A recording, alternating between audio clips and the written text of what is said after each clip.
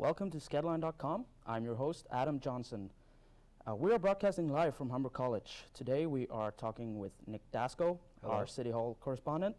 And Nick, you went down to City Hall in the Aboriginal Affairs Committee meeting on Tuesday. Can you tell us a little bit more about what happened there? Yeah, the standout issue for me of the day wasn't the issue of including Aboriginal peoples and activities in the Pan Am Games that are coming up very soon.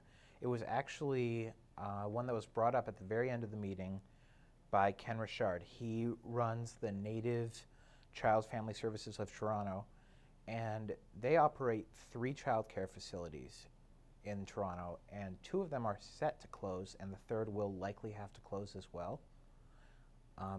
This is simply because they don't have the enrollment they need to keep the doors open. And while they do have all these people interested in all these Native families who want to enroll at the childcare,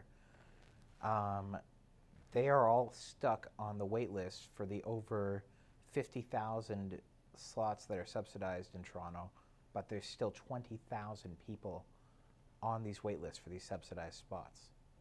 So empty facilities mean they'll have to close. What will be the effects of this? We're going to end up with all these Aboriginal families missing out on the opportunities to put their children in a First Nations childcare where they'd get a really traditional experience. Instead, a lot of these families are being forced into the only affordable option while they wait for subsidized care, which is unlicensed childcare facilities. And while these unlicensed facilities are perfectly legal under Ontario law, they do have caps of only 5 children per facility, and they tend to be lower cost and often lower quality because they aren't licensed. There is a bigger concern over this since a 2-year-old, Ava Ravakovich, died this summer at one of these unlicensed facilities.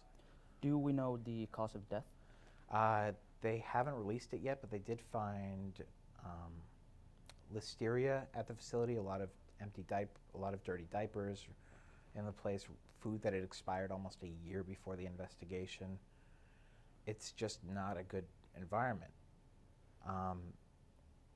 The government is planning to reform the way these laws work, and Ken Richard is actually pushing for the government to create a separate program for Aboriginal families and Aboriginal facilities that would keep them from getting lost in this shuffle of 20,000 people, and would see these facilities kept open because they would actually have the families getting the money they need to put their kids in the subsidized facilities, rather than waiting to get the money and the facilities sitting open and empty.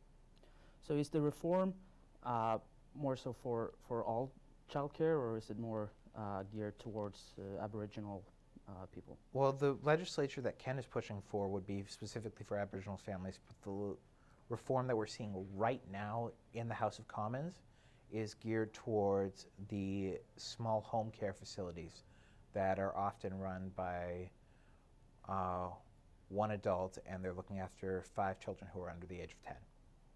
Well, thank you so much, Nick, for coming to our studio to have My pleasure. A little talk about this. If you want to check out more stories about Aboriginal issues, go to skedline.com, where we bring you a number of stories on both Aboriginal issues and other news. I'm Adam Jonsson. Thank you for watching.